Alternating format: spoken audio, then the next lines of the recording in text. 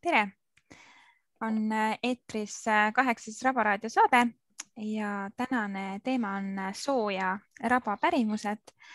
Minuga on saates Piret, Loona ja Sandra. Tere tulemast! Tere!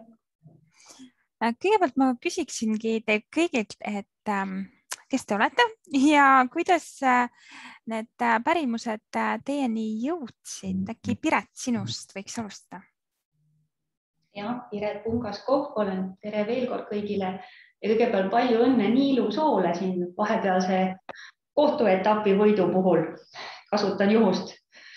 Aga tagasi pärimuslugude juurde ja kuidas need minuni jõudsid. Taustalt olen ma geograaf, pigem inim- või kultuurigeograaf ja see oli päris palju aega tagasi. No ütleme, et 18 aastat äkki või natuke vähem. Kui ma sattusin tööle Emajõe Suursohu ja ma olin just lõpetanud ära magistri kraadi kaitsmise külakiikede teemal. Ja see kõigub edasi-tagasi, soo kõigub üles-alla ja seal käis väga palju inimesi Emajõe Suursoos, kus ma siis tööle hakkasin 2 aastat ja seal inimesed mulka ka küsisid selle soo kohta igasugu asju. Ja kui vähegi oskasin, püüdsin vastata ka või siis uurida järele, et kui järgmine küsib, siis juba natuke rohkem teaks. Parim viis õppida on ju teiste õpetamine. Ja seal hakkas see mõte mind kummitama, et me räägime väga sageli ja väga palju soodest just nagu ökoloogilises võtmes, mis on kahtlemata ka väga vajalik, kui ma seda absoluutselt ei eita. Aga siis selline kultuurilooline kiht vajaks ka minu arvates tähelepanu ja näiteks ka paljud loodusega seotud raamatud ometi algavad sellisel pehmel moel mõnede juttudega või pärimuslugudega ja siit kohe üks näide Uno Valgu raamat Eesti sood, mida ma arvan, vist ka väga paljud teavad, on aastast 1988 ja seal on kohe saate tekst, et ammuseks on möödas nüüd aeg, kus soodes uitavad vaid sookollid. Ja see on liiga üks mõte, mis suunas minu mõtted sinna suunas, et mida inimesed üldse siis soost arvavad või selle suhtes tunnevad ja kes vaimuolendutes seal toimetavad ja milliseid lugusid räägitakse. Ja, Loona. Ja, tere. Mina siis, ma töötan Kirjandusmuuseumis, kus on selline tore töörühm nagu kohapärimuse töörühm. Et me talletame ja uurime siis kohakeskset pärimust ja lisaks töötan ma Tartu Ülikoolis semiootika osakonnas praegu. Nii et 2 koha peal, aga soodeni ma jõudsingi, kui me jätame välja need täiesti sellised lapsepõlve või isiklikud lood, siis põhjalikumalt ma jõudsin soodeni oma uurimistöö kaudu, et olles juba vist 11 aastat tagasi bakalaureuse tudeng, siis mind huvitas väga ökosemiotika ja mind huvitas väga, et kuidas siis maastikku ja maastikutaju uurida ja et kuidas see maastikutaju siis väljendub pärimuses või nendes lugudes, mida me räägime. Ja kui ma otsisin omale sellist konkreetsemat tööteemat, siis tulid sood esile, mille üle mul on väga hea meel, sest sood on väga eripärane keskkond võrreldes võib-olla kultuurmaastiku erinevate kihtidega ja seal see keskkonna enda eripära tuleb ka pärimuses hästi esile. Igal juhul ma alustasin siis Kakerda ja Rabaga, kuna seal on hästi palju lugusid selle sooga seotud, see on väga tuntud ka ja ma tegin intervjuusid siis loodusfotograafidega või matkajuhtidega, kohalike elanikega, me käisime nendega soos. See oli tagantjärgi mõeldes päris naljakas tegelikult, kuidas ma neid intervjuusid päris alguses tegin, aga mind kohe võlus soode teema ja see on jäänud, et kui ma varem keskendusin just nendele soo lugudele ja et kuidas see soo eripära siis neil lugudes väljendub, siis nüüd doktorantuuris ma juba olen võtnud sellise võib-olla ühiskondlikuma või ideoloogilisema suuna ja mind huvitab, et kuidas pärimus on kasutatud ja pärimus on seotud keskkonnakonfliktidega, et nende diskussioonidega keskkonna ümber, mis meil on ja soode taastamise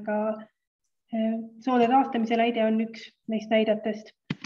Aga võib-olla isiklikumast plaanist veel, et lisaks sellele akadeemilisele teele ma sattusin ka matkajuhiks õppima, nii et ma tegelikult teen ka matku väga meelsasti soodesse, et see aitab kontekstualiseerida seda akadeemilist osa ja kuulata inimeste lugusid, et matkal ja välitööl ei olegi nii palju vahet.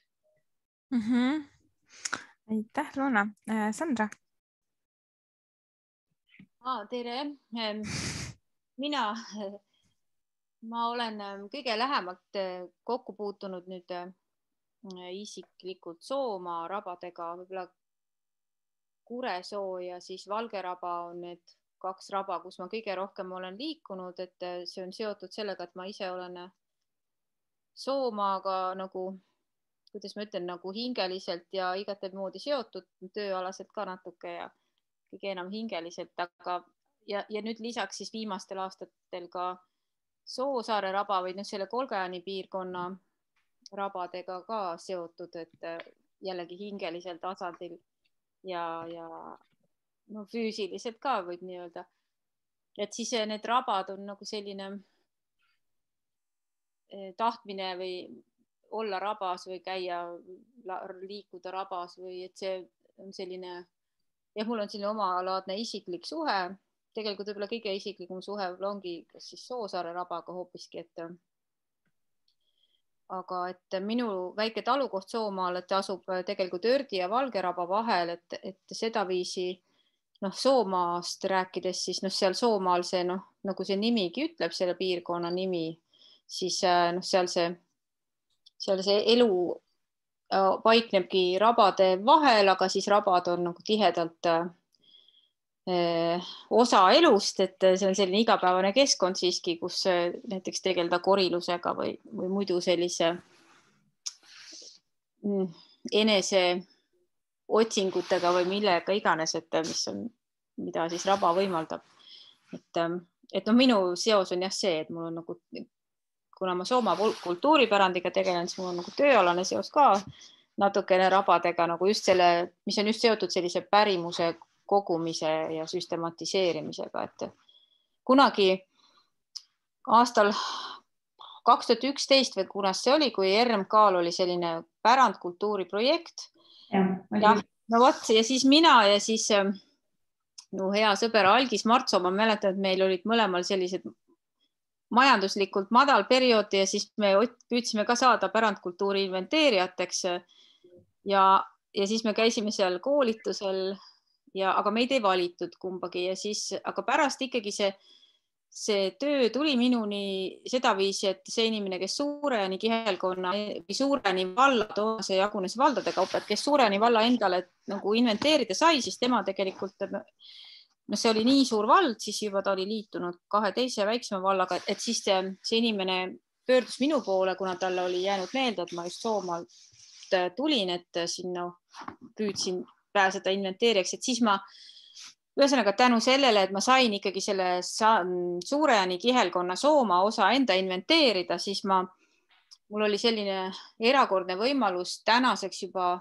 meie seast lahkunud Soomaa sellise ühe tähelepanuväärse inimese Heljo Saarlaga käia hästi palju mööda Soomaa küll jõekaldaid, aga siis ka Heljo rääkis mulle väga palju lugusid oma noorepõlvest, üldse oma elust ja ka ütleme rabadest ja nii edasi, et siis võib-olla see pärandkultuuri inventeerimine nagu tõi need rabad mulle lähemale niiviisi nagu lugude tasandil, et esialgu see oli lihtsalt selline. No ja Algis ka, kes on väga palju uurinud ise lugu, nagu ütleme kõike, mis on soode ja rabade ja taliteedega seotud, et siis Algisega me käisime toona inventeerimas ja siis tema teadis palju toonojast, mille ma siis enda jaoks üles noppisin. Vot, et mul on niisugused seosed. Pluss mulle meeldib ikkagi väga käia rabas igal võimalusel niisama nagu iseenda jaoks ja korilasena ja nii edasi. Rabad vist on jah sellised maagilised kohad kuidagi, aga kuidas üldse mõtestada seda sõna soopärimus või rabapärimus, et mida see endast üldse nagu sisaldab või äkki Piret? No ta saab, ma arvan, et sellele pärimusele saab läheneda nagu õige mitut moodi ja sõltub ka see, et mis ikkagi see sõna sooga tähendab. Ma arvan, et siit Rabaraadiost on need definitsioonid läbi käinud 8 või 9 korda, ma oletan. Osasid ma olen neid Rabaraadio saateid vaadanud ja kuulanud ka, mis on olnud väga toredad. Aga siin selle pärimuse osas kuidas neid kuidagi seda nagu süstematiseerida või. Et üks võimalus on see, et mõelda täpsemalt, et mida see soo sõna ikkagi siis tõesti tähendab ka pärimuslikus mõttes, et kui me kooliõpikutes siin teame madalsoo siirdes või kõrgsoo ehk raba, siis see on viimase 50-60 aasta teadmine, mida ka koolide kaudu siis meie kõigini see jõuab, aga väga palju sõltub enne seda just varem, mida me enda ümber näeme ja millise nimetuse me sellele kooslusele anname. Ja ma arvan, et see on nagu olnud palju värvikam kui need 3 õpikutes kasutatud sõna. Nii et ma arvan, et see oli 58. aastast oli nüüd üks sõnaraamat, kus oli üle 300 viite, mis seostub nagu sooga. Ja näiteks see praegune sõna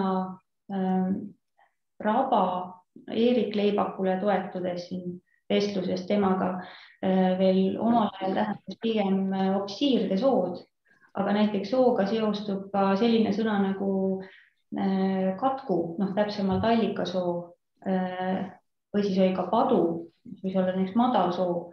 Kindlasti on siin nagu piirkondlikud erinevused ja murdelised erinevused. Nii et see nagu teema on juba üks suur valdkond. Ja siis teine asi on ka see, et millised lood siis täpsemalt millise kooslusega võiksid kokku käia. Et kui me räägime näiteks soo heinamaadest, siis need seostuvad pigem tänapäeva sõna siit kasutades ikkagi madalsooga näiteks, et rabasta seda heinamaad ikka naljalt ju ei tee. Ja turbakaevandus, see läheb pigem ikka sinna siirde ja pigem kõrgsoo ehk raba valdkonda.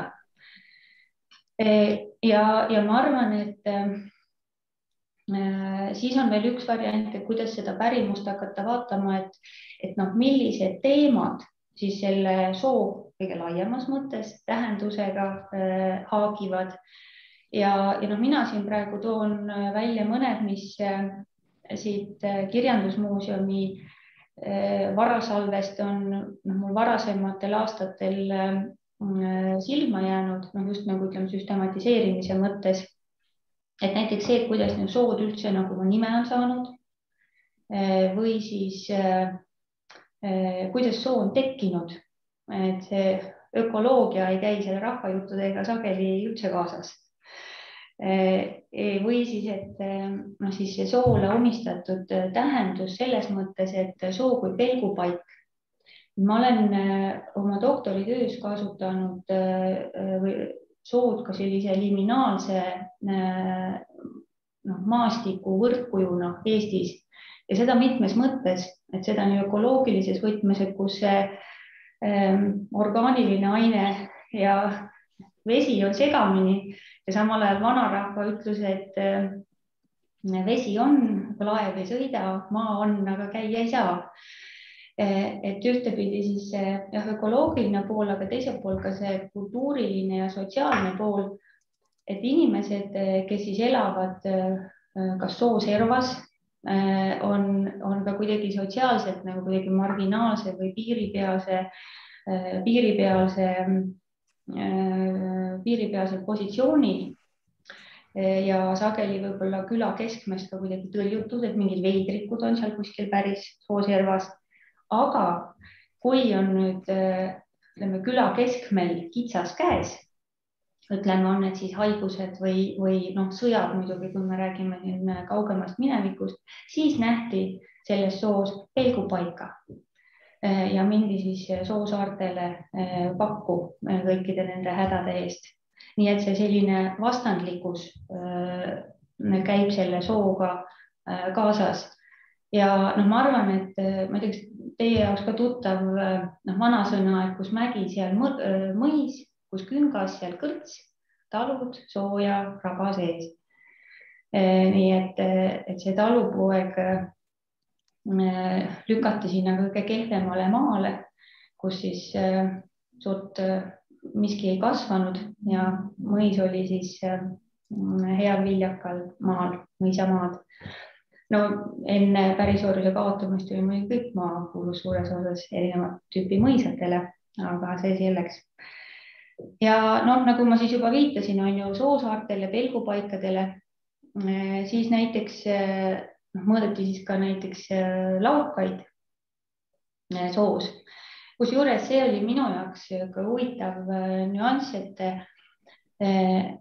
kui inimestel seostub sooga just see hirm, uppumise või vajumise hirm ja millegipärast just need laukad on need, mis tunduvad kõige ohtlikumad, siis siin Viktor Maasingule toetudes, et tema ühes Eesti Looduse artiklis, kas 68 või 69 ilmus, et laugas on ikkagi tegelikult suhteliselt selgesti soomaastikul märgatav. Et olgu tema servad võivad olla õõtsikuna ja kui see juurekamar seal astudes puruks läheb, siis sa tõesti kukud sinna laukasse sisse, aga vähemalt kaine peaga võiks laugas olla ohutam võrreldes näiteks älvega. Ja siis see soolaugaste sügavuse mõõtmine. Et vanarahvas päris palju on siis käinud ikka proovinud, et kui sügav see laugas siis on.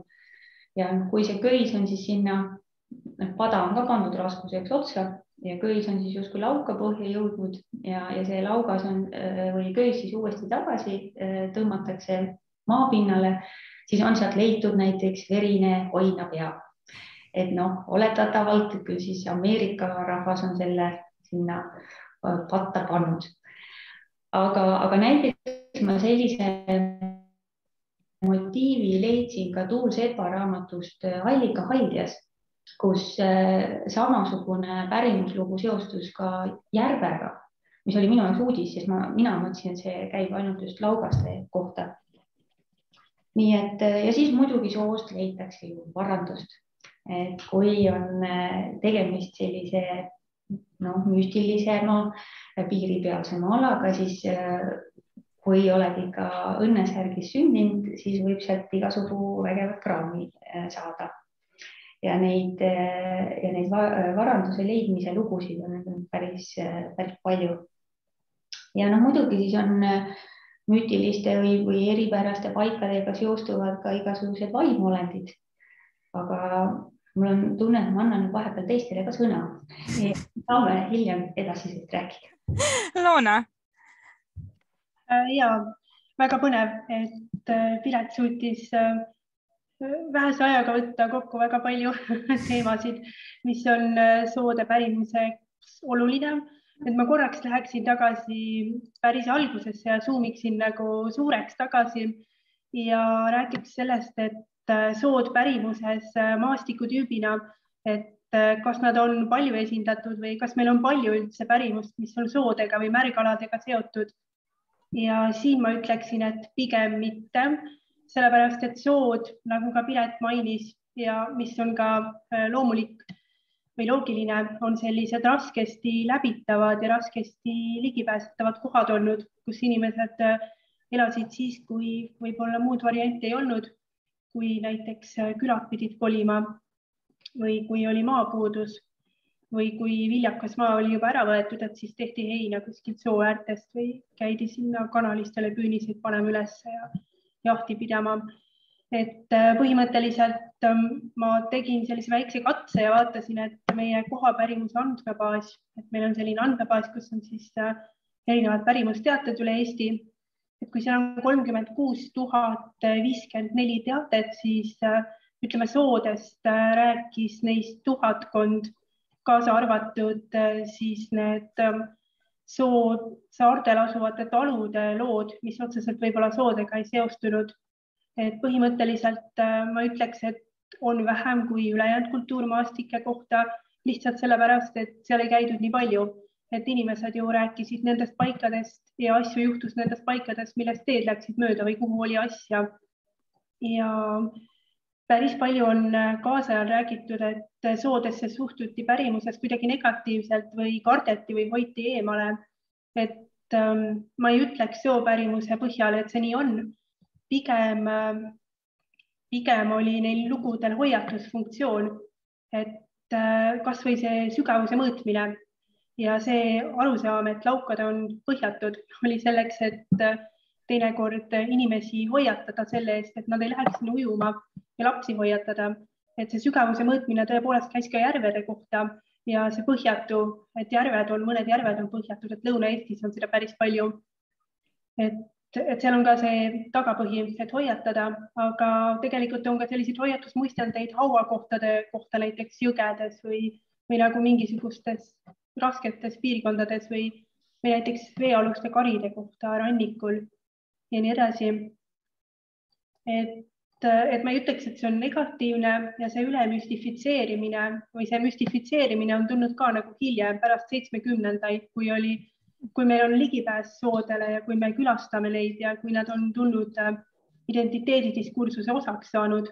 Et see on väga huvitav, kui ma tulin siia täna niimoodi, et ma enne tund aega kuulasin Eesti Rahva Muuseumi teadusseminari, kus Atko Remmel ja Tõnu Jooluk rääkisid metsast ja kuidas eestlased on metsarahvas.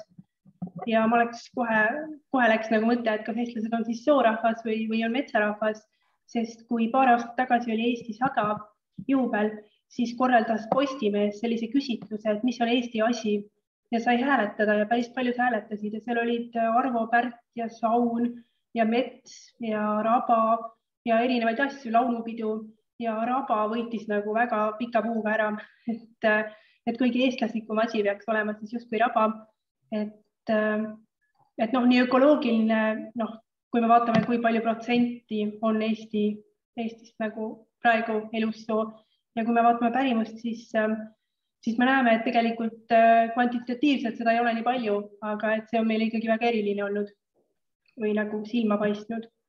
Aga jah, Piret siin ka mainis juba, et see ökoloogiline või teaduslik ja pärimuslik piir ei lähe kuidagi kokku soode puhul, et põhimõtteliselt kui teadusartiklites me räägime soodest ja me ei ütle sood ja rabad, siis minnes inimeste juurde intervjueerima, me peame ikkagi väga vahet tegema, et inimesed või pärimuses tehakse vahet, et juba visuaalse ilme põhjal ja nii edasi, et on väga palju erinevaid selliseid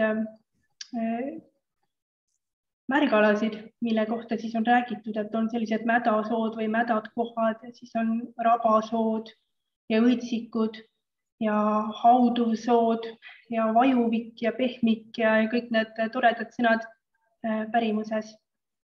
Ja kui me nüüd Eestist räägime või natuke piirkondlikest erinevustest ka, et kus piirkonnast siis mis sorti pärimust on, siis ütleme Lõuna-Eestis on hästi palju selliseid väiksemaid sooalasid ja selliseid alasid, kus siis on mõni kinni kasvanud järv olnud või et päriselt ka see soovib tekkida, kui järv on seal asunud ja kinni kasvanud, aga põhimõtteliselt seal on hästi palju ka pärimust selle kohta, kuidas siis asunud järv mingis paigas, aga see järv läinud ära sealt ja et see on nagu järve ase.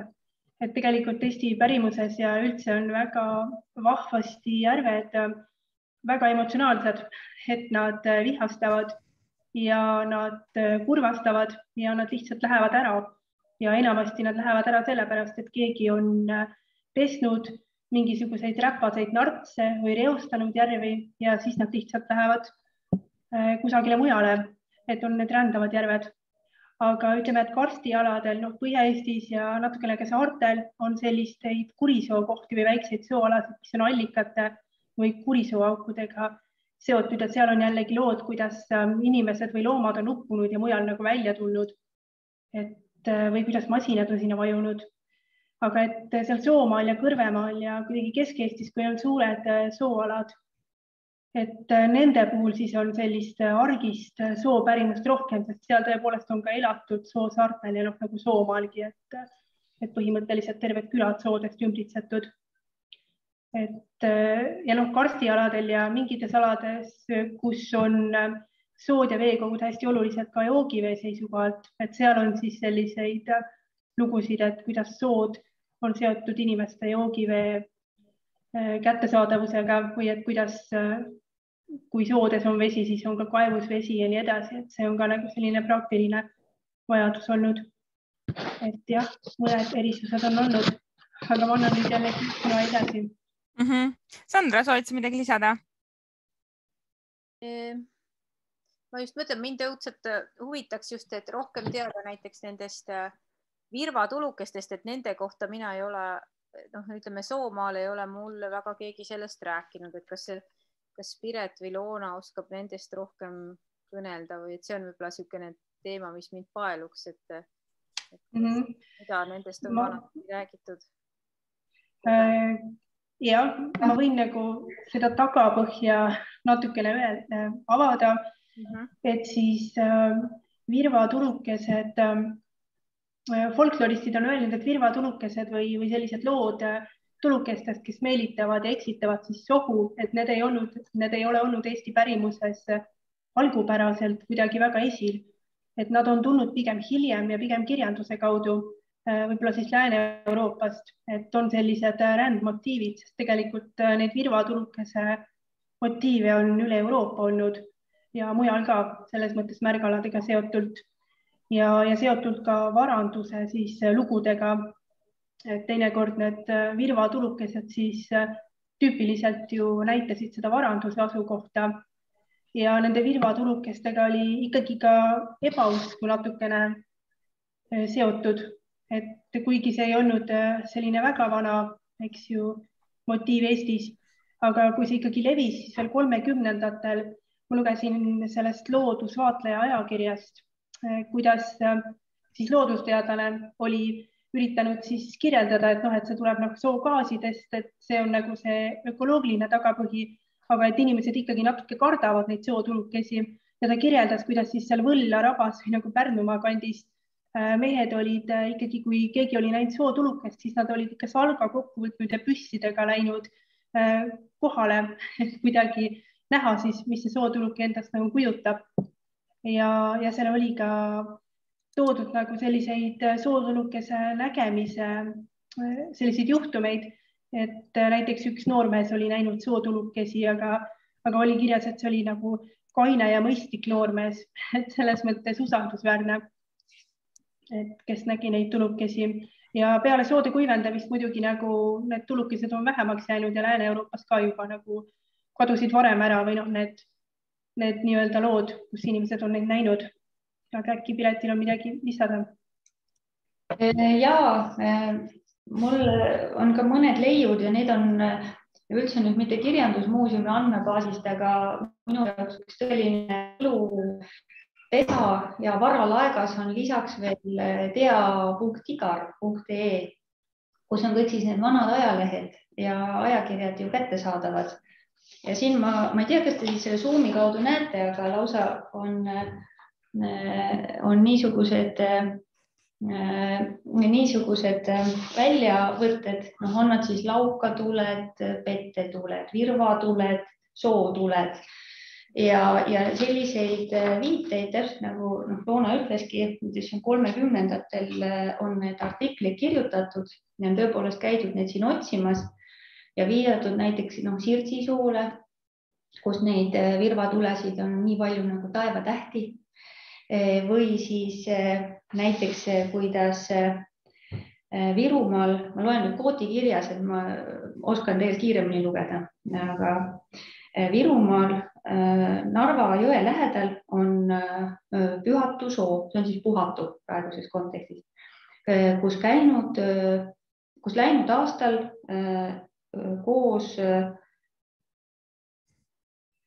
kus soos asuva järvekese ümber palju tulesid põlenud. Seda imelikku nähtust juhtunud nägema hulk kuningaküla mehi ja seda siis hommikupoolsel ööl. Nii umbes kella 3 ajal. Tuled põlenud koiduni ja kustunud aga siis päikese valgusel. Ja mülgaste tõttu ei olevat mehed ligemale pääsenud asja uurima. Ja näiteks kui ma praegu töötan praegu töötan Eestimaa Looduse Fondis, kus olen siis kaastegev soode taastamise projektis või õigemini teguloos, nagu mulle meeldib öelda.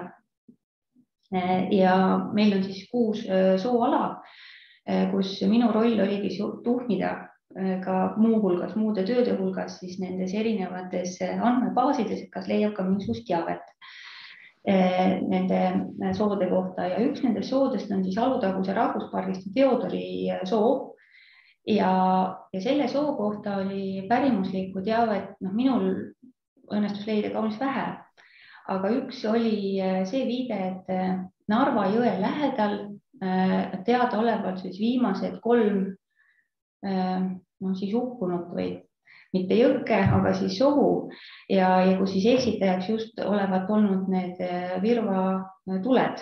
Ei tea, kas siis on nüüd tõsi all sel või mitte, aga niisugune lugu.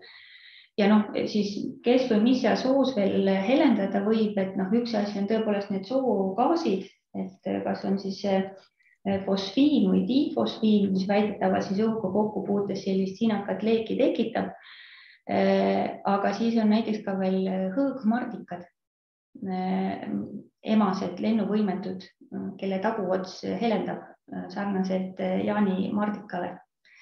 Nii et vaatasin ka internetist järele, et seal oli viide, et neid oli leitud Laukasoost, Lahemaa rahvuspargi Laukasoost siis.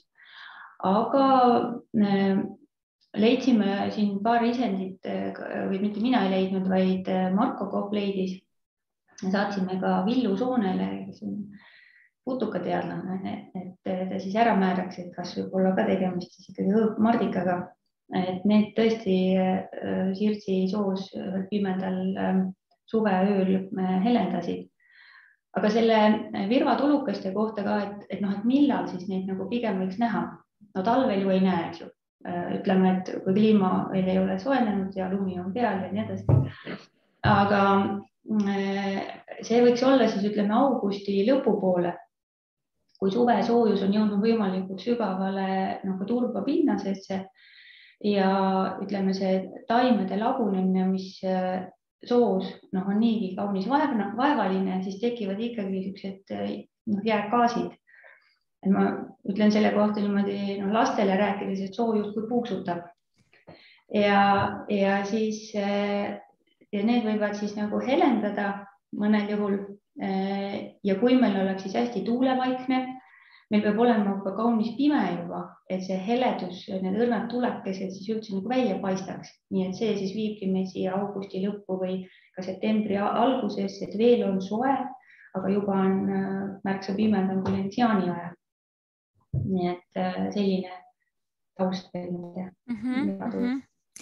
Korraks mainiks veel ühte varianti, et on ka samblikud mõned, mis helendavad sellised rohelised, kas ta oli rohetiksik või midagi taolist. Igal juhul ma olen märganud neid Saaremaal näiteks Koigi rabas niimoodi suurte laikudena puu peal ja kui nad helendavad, siis oleks täitsa variant. Aga ma tahtsin veel öelda, et ma käisin ühte loengut andmas või rääkima inimestele soost ja siis mulle üks inimene saatis lausa Virva tulukese foto, isegi lausa mitu fotot. Ja tõepoolest selles mõttes, kuna oli tehtud mitu fotot ja erinevast nurgast natukene, et siis oli aru saada, et see ei olnud mingi, eks ju, valguse mäng, mis teinekord pildistades juhtub, vaid et see päriselt oli mingi fotoväline asi, mis jäi siis peale. Aga aga jah, nii et siiamaani see on osa sellest müstifikatsioonist. Siia juurde tegelikult mind hakkas huvitama see, Luna, mis sa alguses mainisid, et sind on hakanud huvitama see, kuidas pärimus on seotud keskkonnakonfliktidega ja näiteks soode taastamine, et kas avaksid seda teemat palun veidi? Jah, selles mõttes, kui me mõtleme, et miks soode pärimus on üldse oluline või kohapärimus on oluline, siis see aitab meil näha selliseid väga palju erinevaid kihistusi ja konfliktides inimesed, olgu need siis metsaga seotud või sooga seotud sellised konfliktid, siis inimesed kipuvad olema vastasseisus või et seal on opositsioonid sellised hästi konkreetsed, et kas ehitada või arendada midagi kusagile või mitte või siis võtta maha metsa või mitte. Et pärimuse roll siin nendes konfliktides võiks olla näidata selliseid erinevaid varjundeid. Et esiteks ajalooliselt on meil olemas olnud väga erinevad suhtumised keskkonda ja nad on koos eksisteerinud ja vaheldunud ja et tegelikult on ka päris palju selliseid halle osasid seal vahel, et see võimaldab võib-olla dialoogi luua, aga mis üleüldse võiks olla pärimuse roll sellistes konfliktides? Mujal maailmas on uuritud seda keskkonnakaitset ja keskkonnakommunikatsiooni hästi palju ja üks trend ongi rääkida lugude jutustamisest ja lugude jutustamise kaudu siis inimestele lähedale pääseda ja kuidagi ka keskkonnale lähedale pääseda. Et mis puudutab konkreetsemalt soid, siis meil Piretiga hetkel on ka uurimise all selline sama projekt, kus Piret on Eestimaa Looduse Fondis ja nende partnerid taastavad soid ja samuti kogusid pärimust nende soode kohta, nendelt soodealadelt, mida siis hakati taastama. Et Piret võib sellest kindlasti rohkem rääkida, aga meid huvitabki see, kuidas selle pärimuse kogumise kaudu saab inimestega rääkida ja kuidas saab luua olukordi, kus sa teed välitöid, kus sa lähed inimese käest küsima pärimust ja seda kaudu lood sellise turvalise ruumi selleks, et ta saab rääkida oma muredest seoses taastamistöödega või siis oma probleemidest seoses keskkonnaga ja ümbrusega. Ja samuti, kui sa lähed inimese juurde, eks ju, küsima kohapärimust ja mina olen olnud võib-olla 10 aastat tegelenud kohapärimuse kogumisega, aga mu kolleegid on nagu aastakümneid erinevates Eesti piirkondades. Et kui me läheme kohalike inimeste juurde ja küsime lugusid nende ümbruse kohta, siis nad hakkavad tavaliselt ka ise mõtlema, et et aga see tõesti on võib-olla väärtuslik, kus ma elan, et kui inimesed tulevad väljapoolt ja küsivad lugusid ja nad hakkavad omavahel rääkima nendest paikadest ja maastikku mõtestama, võib-olla lähevad vaatama neid kohti, millest me küsisime ja nii edasi, et see tugevdab seda keskkonnasuhet päris palju. Ja mis veel soodega seoses, seda me natukene enne mainisime, et see soode tähendus on tegelikult ajas päris palju muutunud. Et kunagi oli see võib-olla niisugune viljatu maa ja näiteks ka Kalevipoja legendid räägivad sellest, kuidas Kalevipoeg kündis soid või kuidas ta üritas neid järveks muuta või üritas neid kuivendada. Et põhimõtteliselt kogu ilukirjanduslik ja pärimuslik kihistus võib näidata seda praktilist suhtumist, aga kaasaegne pärimus näitab pigem seda võib-olla visuaalset, esteetilist ja müstilist poolt rohkem. Et kuidas neid omavahel lepitada ja kuidas neid analüüsida. See on huvitav. Ja Piret, tahad sa lisada? Ja võin ikka lisada. Et tõepoolest, et nagu ma ütlesin ka eelnevalt, et see pärimuse kogumine oli üks paljudest tegevustest selles teguloos. Ja selle algne eesmärk oli tõepoolest, et vaadata ja koguda mingeid lugusid, mida ehk näiteks erinevates kas kirjandusmuuseumi andmebaasides veel ei leidu, et me saaksime anda ka mingisuguse väikse täiendava panuse enda poolt. Ja siis, kui ma hakkasin nagu inimestega siin neid intervjuusid tegema ja siis ühtäkki selguski pärimuse selline täiendav roll, et kui sa üks-ühele inimesega räägid, siis ühtepidi saan mina nagu seda abi, et millised on need kohalikud eluolu nähtamatud reeglid, kes kellega suhtleb, kes kellega mitte. Aga teistpidi on ka neil võimalus otse minult küsida, et kuulge, mis värk selle soode taastamisega ikkagi on. Ja kusjuures loomulikult meil oli iga selle ala kohta ka oma konkreetne avamis- või tutvustamisüritus inimestele. Aga kujutame ette ühte seminariruumi, kus paljud inimesed, ma ei teagi, kuidas teie, aga mina olen küll natukene ärevaks, et kui peab midagi nüüd küsima ja siis äkki ma küsin valesti ja mida teised mõtlevad ja üleüldse. Nii et see üks-ühele selline kvaliteetsuhtlus andis nagu ka mõnele pelglikumale võimaluse oma mõtteid või tundeid avada. Ja samal ajal on ka sellisest kohaliku teabe edastamisest otseselt kasu ka taastamistöödel. Selles mõttes, et kui seal näiteks Laukasoos Lahemaa rahvuspargis oli küsimus, et mingisugune puud olid seal põlenud nagu päris suurel pindalal, et miks või kust või kuidas nüüd on nagu suuresti need kasvama hakanud põlengujärgselt seal mets. Et siis selguski, et jah, et seal oligi olnud kunagi põleng, leidsin ka siis siit sellest Igarist, vanast ajalehest viite juhuslikult selle kohta näiteks, et kuidas nagu see info hakkab nagu üksteist täiendama. Et see on nagu see pärimuse nagu suur väärtus, et ta annab nagu sellise tõuke ka juttu minna rääkima. Ja kui ma nüüd tänasele saatele mõtlesin, siis ma mõtlesin, et tegelikult on pärimusel ka peegli roll. Et mida see tähendab? Et mida rohkem me suhestume end ümbritseva alaga ja antud juhul siis sooga, eks seda suurem tõenäosus on, et me teame ka erinevaid lugusid.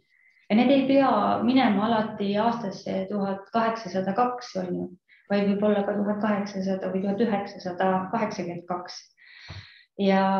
Ja mis on siin veel üks eripära, et Eesti soodest olemasolevatest, mida me saame määratleda soona, mis ei ole turbaala, on circa 70% kaitse all. Ja suuremates soodes on üldiselt ka infrastruktuur, laudteede näol, külalised saab sinna tulla, käia ja vaadata nii edasi. Väga suur hulk inimesi käib soodes viimastel 2-3 aastal eriti. Aga see on viis, kus inimesed on nagu külalise rollis ja neile omistatakse ka sellist grupiteavet, et ütlemegi on üks konkreetne lugu, mis on ka kuskil infotahvlil kirjas. Kui see on hästi lühidalt, siis võib-olla loevad sellega rohkem, kui on pikem lugu, siis loevad vähem. Aga mis on nüüd näiteks ka selle Niilusoo puhul või ütleme ka paljude teiste väikeste sooalade üks selline suur võlu, et seal selliseid laudteid ei ole reeglina, sest neid ei jõua keegi seal üleval pidada, kohalik omavalitsus näiteks. Mis tähendab, et sinna sohu minekuks pead sa minema naturaalsel kujul ehk et kummikutega. Ja mis tähendab ka seda, et on suurem võimalus selliste uute lugude tekkeks. Ja võimalus neid lugusid siis oma sõpradele või lähedastele edasi jutustada. Nii et see, kui palju, kui ma nüüd tulen selle peegli sõna juurde tagasi, et kui palju näiteks inimesed ka oma lähedal olevatest soodest teavad, et see ka natuke näitab, et kui palju nad oma lähedal oleva sooga või soodega suhestuvad. Väga huvitav. Mul on nii praegu väga selline traagiline tunne, et kell on nii palju. Ma küsin teilt, et üks asi lisage kõik, et mis tundub, et nagu täna võiks rääkida välja, kuigi võiks rääkida veel ju väga palju. Sandra, äkki sina alustad?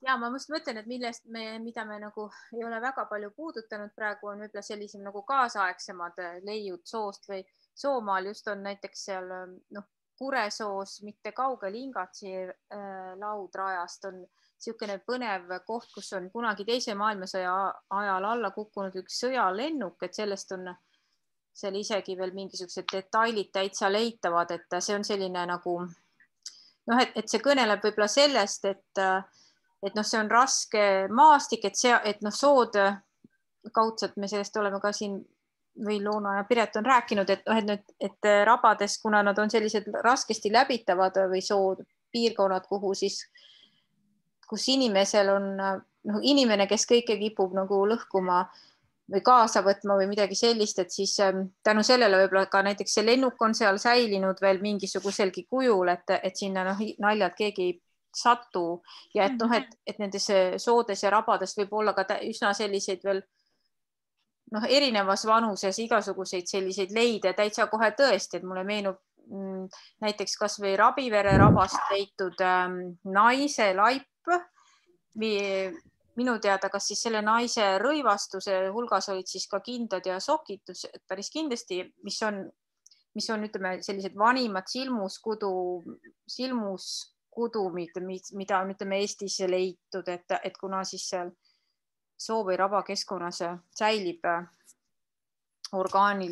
säilivad ained kauem, et siis niiviisi ka, kui Eesti pinnases muidu villane ei säili, siis seal tänu sellele, et sealt leiti see salapärastel asjaoludel surnud noore naise surnukeha, et siis tal olid ka rõivad alles, et see on võib-olla selline põnev kurb lugu, aga samas tänu selle leidmisele on siis meil võimalik vaadata tagasi ka näiteks esemelise pärandi peale või Valge rabas täitsa juhuslikult oleme leidnud sealt risti, mis selgub, et ongi ja sugugi mitte väga ammu sinna püstitatud ühe mõrvatud inimese mälestuseks, et ma saan aru, et see inimene mõrvati ja see laip veeti sinna Valge rabasse kuskil 90-ndatel, siis kui olid meil sellised tormilised ajad, et seda pärimust tekib rabadesse aina juurde, pluss siis metsavendlus ja kõik selline, et tõesti nendel rabadel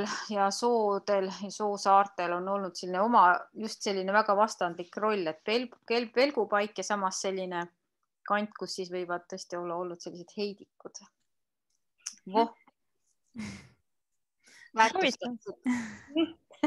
Loona. Ja see on väga huvitav, et sa, Sandra, selle teema avasid ja tegelikult sellest võiks nagu täiega palju rääkida, et mis esemeid üldse nagu soodes on leida, et on tanke ja kirikukellasid ja lennukeid ja laevamaste ja laevu ja paate ja siis pudenenud talveteede pealt nagu igasuguseid asju. Ja muidugi nagu see sama rabalaip ja erinevad luud ja erinevad leiud, et see on nagu väga nagu huvitav teema. Aga kui mõelda, et mida ma siis, öelda on hästi palju, aga et mida ma siis veel välja tooksin, et miks pärimus nagu või soopärimus on oluline. Esiteks see, mida ma juba märkisin, et aru saada nendest võimalikest erinevatest vaatepunktidest ja erinevatest maastikusuhetest, mis meil saab olla vastavalt sellele, mida me teeme maastikus, kuidas me kokku puutume. Aga siis ka otsene mõju tegelikult on pärimusel maastikele. See, mida me võtame kaitse alla, ei ole alati ainult ökoloogilistel põhjustel, aga see on ka kultuurilistel põhjustel või mida me presenteerime, kuhu me läheme inimestega turismireisile või retkele. Ja otsene mõju on olnud ka näha, et milliseid soid me kuivendame, eks ju, ja milliseid me taastame ja mis on nagu väärtuslik ja mis ei ole. Et mul tuleb meelde, et Kakerdaja rabas, mida ma olen rohkem uurinud, et seal on üks hiiekoht ja see on näide pärimuse otsesest tagasimõjust keskkonnale. Seal on hiiekoht, kus on sellised see on soosaar, kus on näha augud, sellised kaevamise jäljed või mis ei ole seletatavad kuidagi maastikuliselt, aga paraku tuli välja, et sealt on varandust otsitud, et karjapoisid otsisid sealt varandust, sest meil olid need varanduse lood ja selliseid sonkimise lugusid on päris palju. Ja kolmandaks ma ütleks, et ei peagi küsima, et kas pärimus on siis positiivne või negatiivne, mis meil on või et missugune ta on. Et siin ei ole ka ühest vastust ja ta on nagu muutunud, aga kahtlemata näitab see pärimus seda, et soo on väga eripärane keskkond ja et see folkloor on väga seotud oma keskkonnaga. Et seal on otsesed ökoloogilised tagapõhjad neil lugudel. Et sellepärast tasub neid mõlemaid hoida. Nii sood kui pärimust. Piret? Mul oleks siis võib-olla 2 asja lisada, et ma haagingi siia Loona jutu lõppu edasi sellise teemaga, et mis on nagu selle soo ökoloogiline eripära on seesama see maastiku, see pehmus, et kui sa sealt lautelt lähed kõrvale ja käid seal nagu päriselt, siis kuidas inimese erinevad meeled on sellesse kaasatud palju rohkem kui tavapärasel kujul. Ükskõik, kas me käime, no vot vee peal kõndida ei saa, kui just pole talv ja jääga kaetud, aga on see mets, niit, linn tavaliselt, kõik ühtemoodi kõva pinnas astud, aga vot see, et see pehmus, siis eripärased need soolõhnad, needed lähevad järguks, kõik on nagu teistsugune. Et viimasel ajal ma olen päris mitmes kohas öelnud seda, et kui me võtame linna ja mängime selle mõttega, et me keerame kõik linna omadused 180 kraadi, et äkki me siis jõuamegi omadega sohu või veel täpsemalt kõrgsohu ehk rappa. Et see on nagu üks mõte ja teine mõte, kui me nagu et viimase aja või tänapäevased leiud, siis üks leid nii-öelda vaimses mõttes ulatub eelmisse nädalasse, kus kui me räägime nagu sooga suhestumisest, et jah, et soo kui selline liminaalne omal ajal, siis toimus soode kultuuristamine, et tuli kuivendamine ja nii edasi ja siis see soode looduskaitse. Ja nüüd äkki me võiks rääkida 4. astmena juba soode kodustamisest. Et kas või seesama Niilusoo lugu jällegi, et sa märkad oma lähedast sood ja tema käekäiku ja see on sulle oluline ja sa võtad selle soo või sookese heaks midagi ette, et ta säiliks. Aitäh! Tohutult palju maagiat minu jaoks. Mu enda lemmikmaastik Eestis on raba, nii et ma ilmselt